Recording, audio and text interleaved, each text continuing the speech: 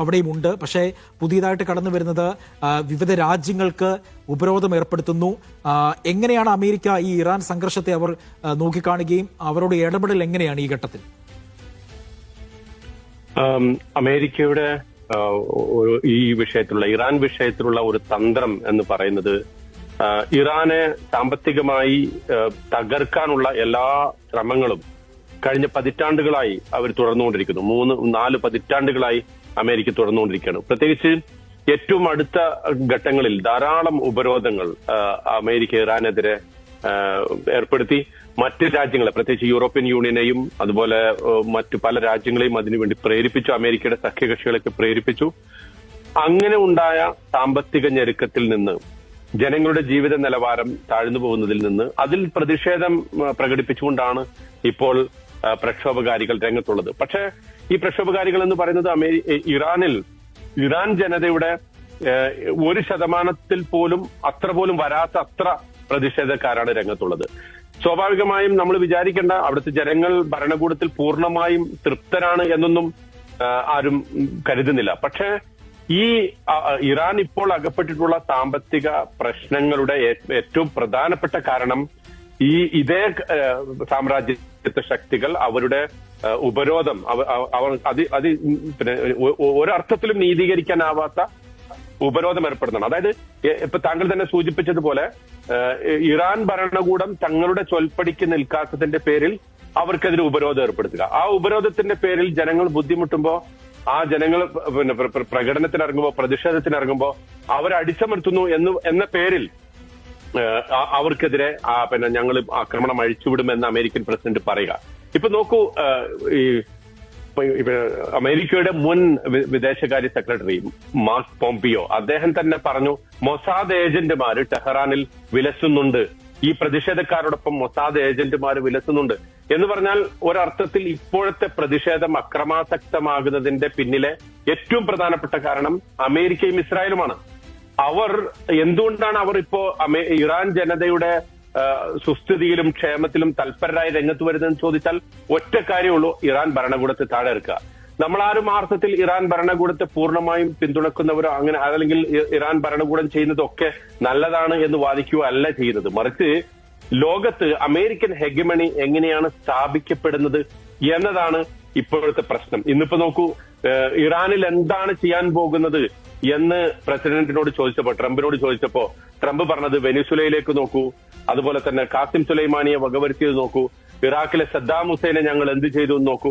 അപ്പോ തങ്ങളോട് യോജിക്കാത്ത, തങ്ങളുടെ നയങ്ങൾക്ക് ഏതെങ്കിലും തരത്തിൽ എതിര് നിൽക്കുന്ന എല്ലാവരെയും വകവരുത്തുക, അവിടെ ഭരണകൂടത്തെ മാറ്റം കൊണ്ടുവരിക, മനുഷ്യാവകാശങ്ങളുടെ പേരിൽ. ഇതേ മനുഷ്യാവകാശ ലംഘനങ്ങൾ എത്രയോ 100 ഇരട്ടി ശക്തമായി ഫലസ്തീനിൽ നടന്നപ്പോ, ഗസയിൽ നടന്നപ്പോ ഇസ്രായേലിനെതിരെ ഒരക്ഷരം മിണ്ടാനോ അതിനെതിരെ പ്രതികരിക്കാനോ തയ്യാറാകാതിരുന്ന അമേരിക്കൻ ഭരണകൂടവും യൂറോപ്യൻ ഭരണകൂടങ്ങളും ഇപ്പോ മനുഷ്യാവകാശത്തെക്കുറിച്ച് വളരെ വാചാലമായി സംസാരിക്കുന്ന ആ ഇരട്ടത്താപ്പിനെതിരെയാണ് നമ്മളിപ്പോൾ വാസ്തവത്തിൽ ശ്രദ്ധ കൊടുക്കേണ്ടത്.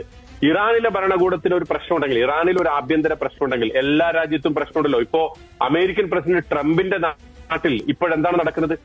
ഐസ് എന്ന് പറയുന്ന ഇമിഗ്രേഷൻ നിയമങ്ങൾ ലംഘിച്ചതിന്റെ പേരിൽ ആളുകളെ അറസ്റ്റ് ചെയ്യാനെന്ന പേരിൽ നടക്കുന്നത് വളരെ വ്യക്തമായ നഗ്നമായ മനുഷ്യാവകാശ ലംഘനങ്ങളാണ്. അതിന്റെ പേരിൽ അമേരിക്കക്കാർ പ്രതിഷേധത്തിലാണ്. പക്ഷെ ആ പ്രതിഷേധത്തെ ഏതെങ്കിലും പുറമേ നിന്നുള്ളൊരു രാജ്യം അവിടെ പോയിട്ട് ഏതെങ്കിലും അർത്ഥത്തിൽ അതിനെ കയ്യേറാനോ അല്ലെങ്കിൽ അതിനെതിരെ പ്രതികരിക്കാനോ തയ്യാറാകുന്നില്ല. കാരണം അത് അമേരിക്കയുടെ ആഭ്യന്തര പ്രശ്നമാണ്. ഇറാന്റെ ആഭ്യന്തര പ്രശ്നത്തെ ഇറാൻ തന്നെ കൈകാര്യം ചെയ്യേണ്ടതാണ് അതിന്റേതായ രീതി. പക്ഷെ അതിനല്ല അമേരിക്കയും ഇസ്രായേലും ഇപ്പൊ താല്പര്യമെടുക്കുന്നത്. പ്രത്യേകിച്ച് ഇസ്രായേലി പ്രധാനമന്ത്രി ബെഞ്ചമിൻ നെതന്യാഹുവിന്റെ കഴിഞ്ഞ ജൂൺ മുതലേ ഉള്ള ആഗ്രഹമാണ് ഒരിക്കൽ കൂടി ഇറാനെ അടിക്കണം.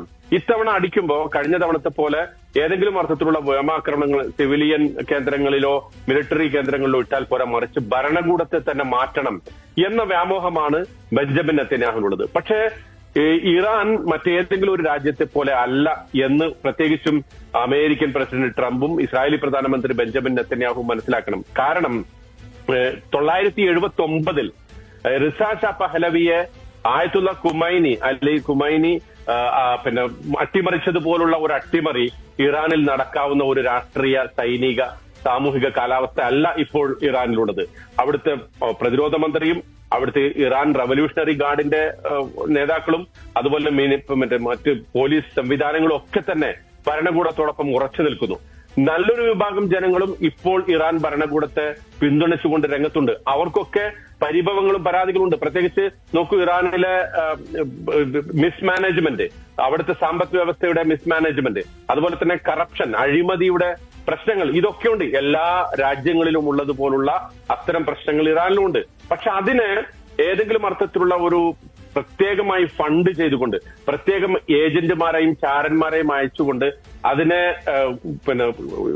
ഒരർത്ഥത്തിൽ വഷളാക്കുകയും എന്നിട്ട് അതിന്റെ പേരിൽ ഇടപെടാനുള്ള ഒരു അവസരം ഉണ്ടാക്കുകയുമാണ് ചെയ്തിരിക്കുന്നത്.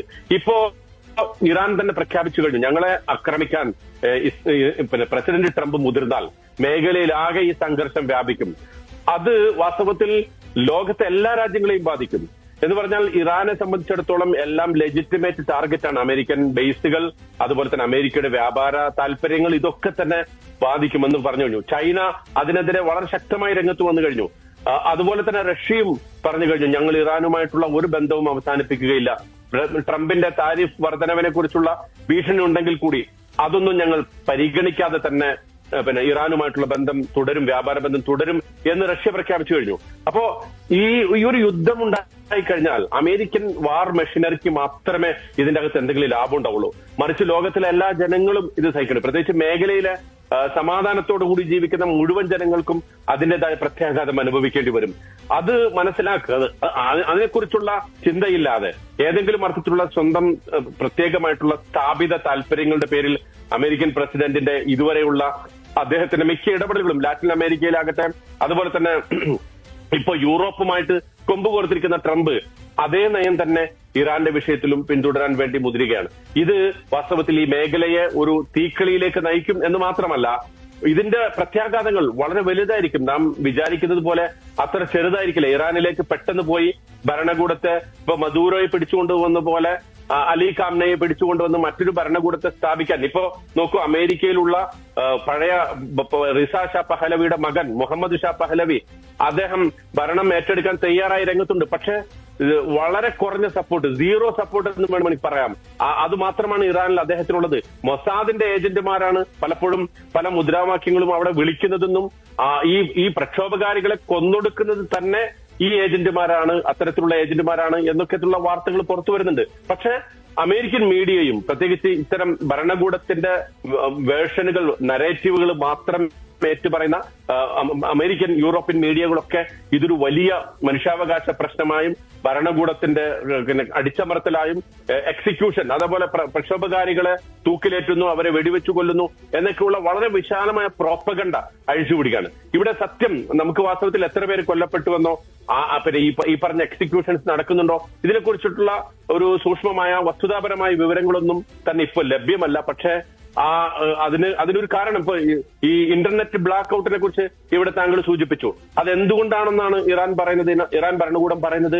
അത് ഈ ഇന്റർനെറ്റിന്റെ സംവിധാനം ഉപയോഗപ്പെടുത്തിക്കൊണ്ട്, പ്രത്യേകിച്ച് ഇലോൺ മസ്കിനെയൊക്കെ കൊണ്ടുവന്നുകൊണ്ട് ഈ പ്രക്ഷോഭകാരികൾക്ക് കൂടുതൽ, അല്ലെങ്കിൽ പ്രക്ഷോഭകാരികൾ എന്ന് വിളിക്കുന്നതിൽ ധാരാളം ഏജന്റുമാരുണ്ട്, ചാരന്മാരുണ്ട്, അവർക്ക് കൂടുതൽ സഹായങ്ങൾ എത്തിച്ചുകൊണ്ട് ഈ പ്രശ്നത്തെ വഷളാക്കുകയും അങ്ങനെ കലക്കവെള്ളത്തിൽ മീൻ പിടിക്കുകയും ചെയ്യുന്ന ഒരു ഏർപ്പാടാണ് അമേരിക്ക നടത്തിക്കൊണ്ടിരിക്കുന്നത്. വാസ്തവത്തിൽ ഇറാൻ പ്രശ്നത്തെ രമ്യമായി പരിഹരിക്കാം.